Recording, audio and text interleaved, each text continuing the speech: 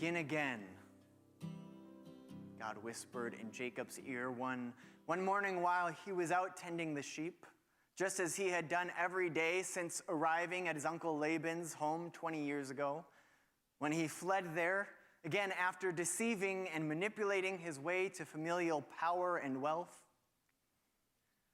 Today is a beginning day, Jacob. For 20 years, Jacob has been living in the wilderness. You thought your wilderness was long. In this liminal season, away from home, running from the past, trying to figure out who he is now. 20 years of anger and frustration, of shame and regret, of grief and loss.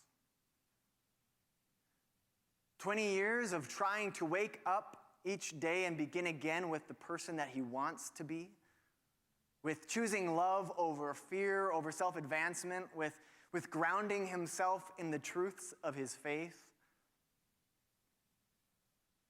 Some days, I'm sure we're better than others, right? Changing our patterns and behaviors, growing. It's hard heart work. It's like literally rewiring our brains. It requires attention and intention, and it takes time. It takes as long as it takes. And it has taken Jacob 20 years. 20 years in the wilderness of day after day, humbling himself from his prior ambitions of family power and wealth to being a mere shepherd, a caretaker of sheep, spending his days, as he says, out in the fields beneath the blistering sun in the bone-chilling cool of the moon. And I wonder, how many mornings did Jacob arise to greet that rising sun with those words? Begin again, Jacob. Today, choose life. It's no small task. Again, remember, we have seen Jacob con and cheat and deceive and manipulate virtually every member of his family. And then the epitome of cowardice, when the tension becomes too much, when accountability is called for, he runs away, literally and emotionally. But again, it's only a matter of time before our past catches up with us. And as the story of Jacob's time with his uncle Laban unfolds, we see time and time again Jacob, the trickster, being tricked, the deceiver, again, being deceived. And in here lies the challenge, the invitation at the heart of this morning's scripture for Jacob and for us. Will we continue reacting to conflict in the ways that we long have, which will keep generating the same results, the same hostility and pain and cutoff and separation? Or will we choose differently? Will we choose to learn and grow and slowly change? Most of us at some point, right, we get frustrated enough with our patterns, the way we end up in the same old fights, the same old arguments with our partners or kids or parents or as a society. It's like we're stuck on loop here. That's just the thing, we get stuck there. In the words of the Apostle Paul, we don't really want to keep doing what we're doing, but we can't seem to stop. And so we keep doing the same thing, the thing that we don't want to do, on repeat, and we don't know how to get out. That's where Jacob's been. For 20 years, with the rising of the sun, Jacob saying, begin again, Jacob. Today, make today the day that you choose life. Anyone else been there? I know I have. More often than I'd like to admit. Viktor Frankl, the great Austrian Jewish neurologist, psychologist, and Holocaust survivor, in reflecting on the human search for meaning, in the aftermath of 2 world wars, the aftermath of being a prisoner in a concentration camp, the horrors and chaos of the mid-20th century, he went on to say, between stimulus and response, there is a space. In that space is our power to choose our response. In our response lies our growth and our freedom. If you didn't get that, just Google Viktor Frankl, stimulus and response, after the sermon. In that space is our power to choose, and in that response is our growth and our freedoms. How many times have you reacted strongly and immediately to something that someone said or did, right? Your voice got loud, you yelled, you argued immediately, you had a physical reaction, you sent a heated message, not thought out at all, just impulsive.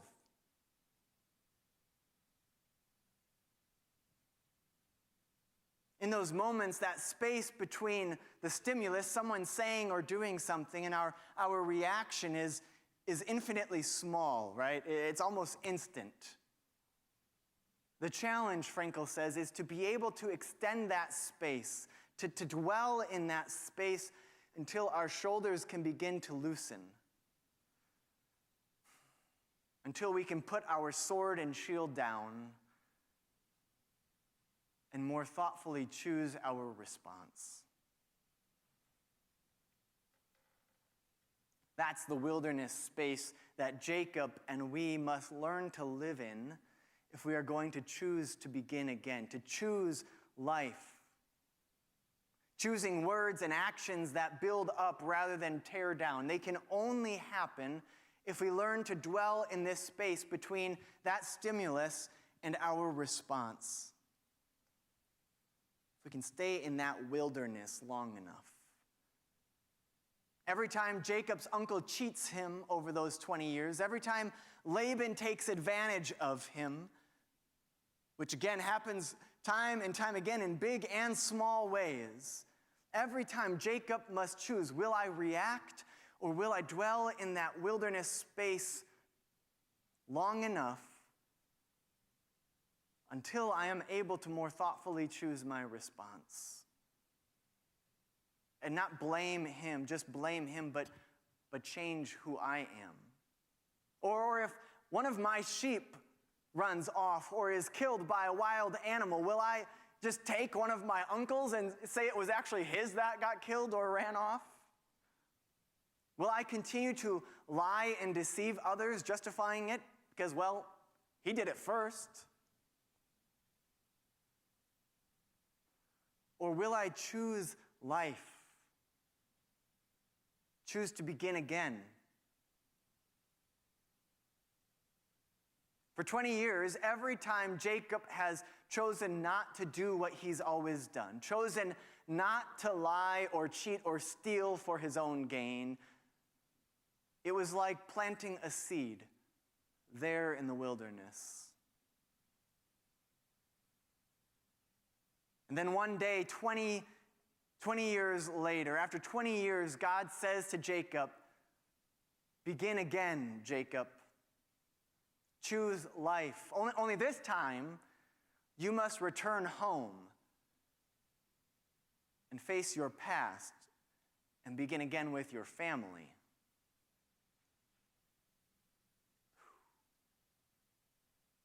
I can only imagine the conflicting feelings flooding Jacob's body at that moment, right?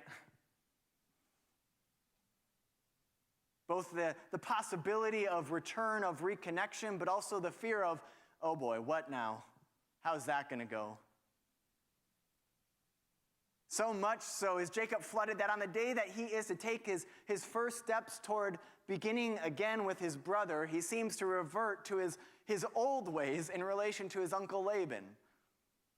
Immediately, while Laban is still out in the fields away from home, Jacob begins to get his family and possessions together. No explanation for or goodbye to Laban. No chance for Laban to send them off with a blessing. No word of their leaving. They're out. Rachel, one of Jacob's wives and Laban's daughters, is herself so angry with her dad that she even steals the family's gods, their statues. Right? One step forward, one step back.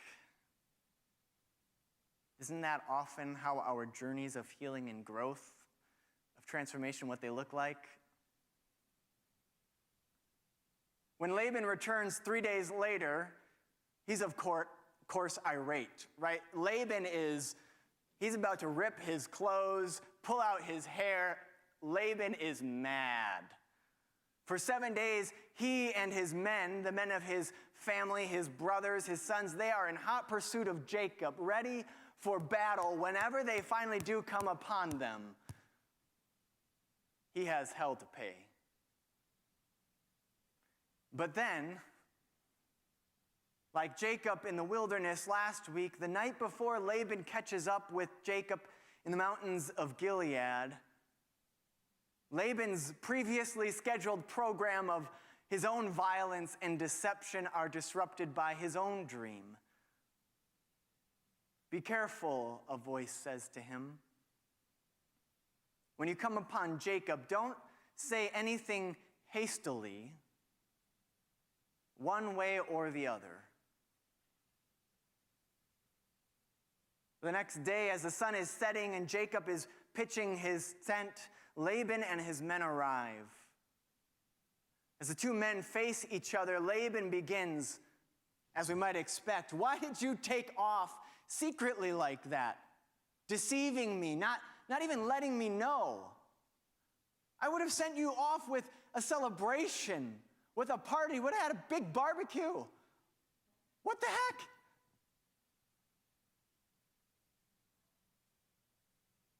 Now, if you're Jacob, what's happening within you right now? Is Laban just trying to manipulate you again? Is he trying to make you feel ashamed so that he can just take his stuff and head back home? Or is he being honest? Are your shoulders getting tense, your fists ready for battle? Are you preparing to win the war of words and accusations, reacting on the assumption that he is being deceptive? Or do you make yourself vulnerable and risk acknowledging that, yeah, your actions were pretty thoughtless, and they probably did hurt?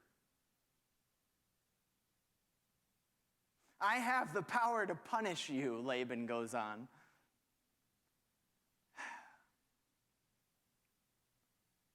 But those plans were disrupted by a dream last night and a voice from your God that called me to choose differently this time. Perhaps to the surprise of everyone, Jacob chooses to dwell in that space, in that wilderness between stimulus and his response until he is actually able to respond. Did you hear those first words out of Jacob's mouth? I was astounded. He meets not that battle of words with his own, but he says, "I was afraid. I was afraid. And I convinced myself that you would just take it all away from me. And so I ran." Isn't that how it always is for us? Jacob made that choice to stay. And in that brief but profound moment, these two men went from constant embattlement, guarded with their armor on their bodies and around their hearts, to two men who met in the wilderness of their shared vulnerability and woundedness.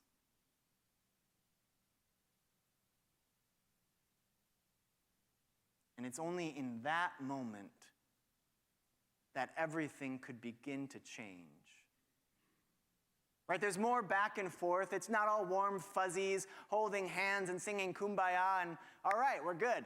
Let's just move on. No, these guys got some emotional baggage that they still have to work out. We heard that in the story. But on that day, a new beginning hinged on two grown men choosing to put down their armor and begin again in their shared vulnerability and woundedness. And in that moment, we begin to see the fruit of those 20 years of Jacob planting those seeds in the wilderness. Every time he chose to begin again, choosing to respond in ways that build up and tear down rather than repaying Laban's deception with more of his own. Every day, him doing that, in that moment, we see how those seeds that he sowed on what felt like barren soil is what actually allowed him to start anew in a way that was unimaginable 20 years ago when he hit rock bottom. And how could Jacob possibly return home and begin again with his family? How could he possibly face that past if he can't even begin again here with Laban? Because the truth about the wilderness, this theme that we're exploring for our own lives, for our world, the truth is that we're not able to return home. We're not able to have a new beginning until we're able to return by another route than the one that got us in the wilderness in the first place. That is, if we are still reacting to conflict in the same ways and justifying ourselves, if we're still choosing the same well-worn paths, we will only find ourselves continually thrown back into the wilderness. But when we finally do risk choosing to take that road less traveled, another seemingly impossible thing happens. The other person begins to loosen their grip as well. Caught off guard, Laban, they begin to let their own guard down. But it's only when one of us finally risks laying down our sword that we experience the miracle of the other suddenly being willing to do the same.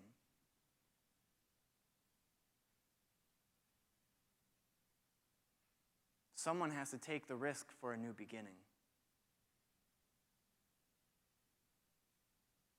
The great 13th century Persian Muslim scholar and poet Rumi once said, "Out beyond ideas of wrongdoing and right doing, there is a garden. I'll meet you there."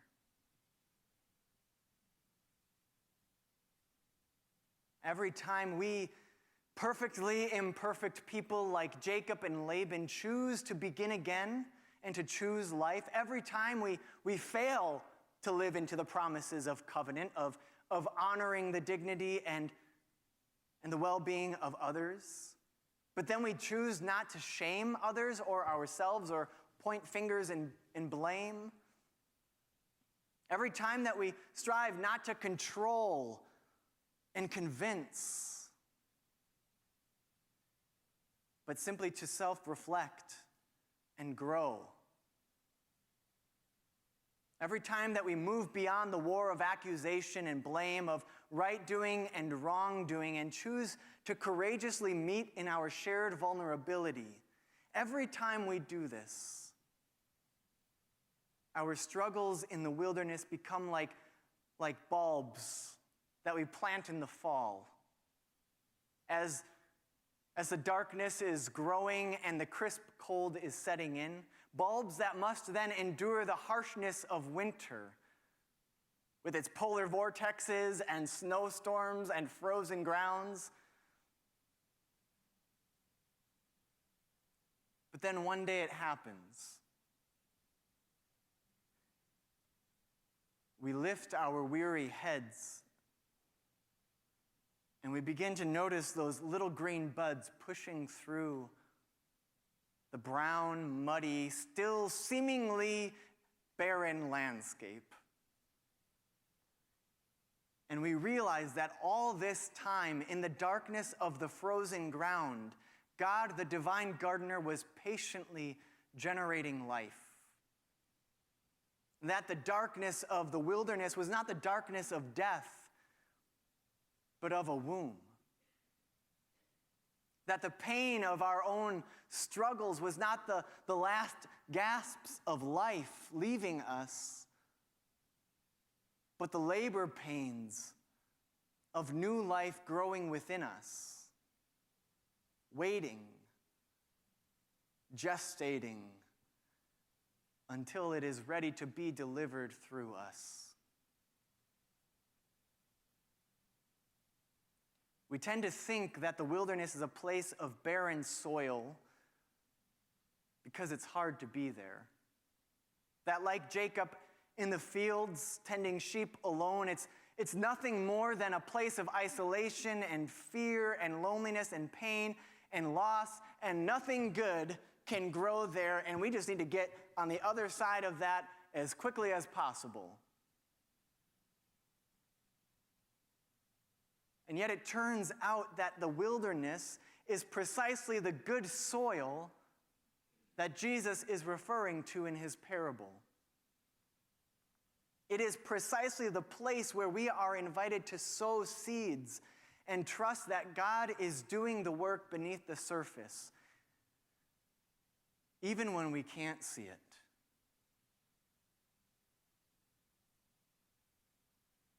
Friends, the wilderness is where we choose to begin again, one seed at a time, until finally, like Jacob, we are ready to return home by another way.